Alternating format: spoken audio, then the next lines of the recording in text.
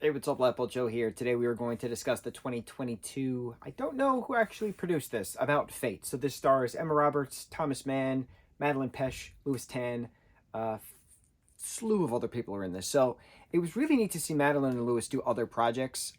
We don't really see them do much stuff outside of, the projects we've already seen them do, which is a weird way of saying things. But like Madeline, we all know and love Madeline. We all know and love from Riverdale. So it was neat seeing her play a different character aside from Cheryl. So things, right? Thomas, last thing I saw him in was Fun Size, which was way back in the day with opposite Victoria Justice. He's done a bunch of stuff, but I haven't seen him do stuff since.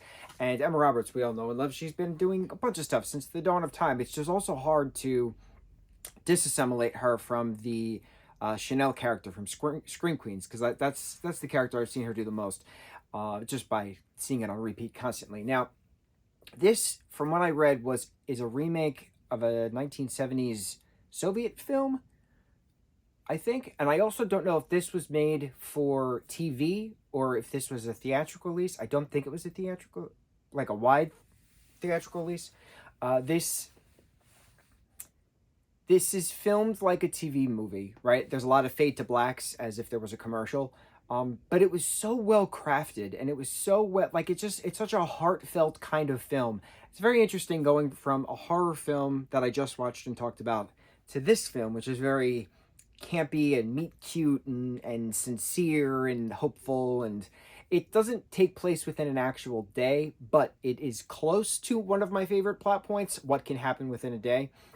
So I'll keep it on that. So Emma's character and Thomas's character, so Margot and Griffin, both have their significant partners. Both are trying to figure out what to do with their significant partners. Emma's partner, Kip, and we all know that I have a mannequin named Kip, so I took that hard to name when everybody kept screaming, Kip, Kip. Griffin's character, Tom's character of Griffin, is pretending to be Kip for Emma's sister's wedding in this movie. But he's also supposed to be proposing to Madeline's character. Again, this is a New Year's Eve film, so it takes place within the last 3 days of the year, so 29, 30, 31.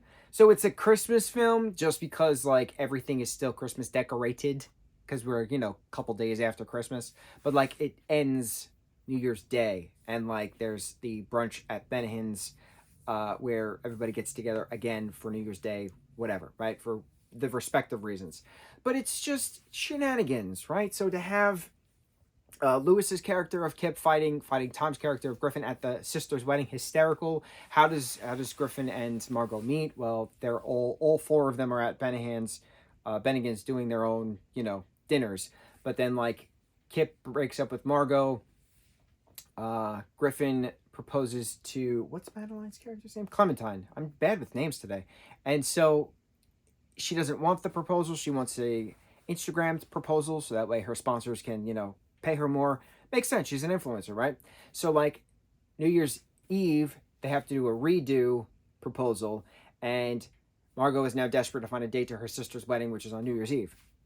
So 15 Maple Drive is the address of Margot, and 15 Maple Drive is the address of Griffin, but in two different complexes. So he drunkenly goes to hers because everybody leaves the key under the flower pot, and then she finds him in her bed, and then that's the meet cute. That's the second meet cute. They technically meet at Benahan's after they're trying to get an Uber to their respective places, but it's what happens next. So he feels bad breaking into her house unintentionally and agrees to go to her sister's wedding, but he has to make sure he gets to the New Year's Eve party to propose to Clementine. But then real Kip winds up showing up and is jealous, and then even though he broke up with Margot, and then real Kip winds up going to the wedding where there's the imposter Kip, and the whole fight scene around the cake was hysterical.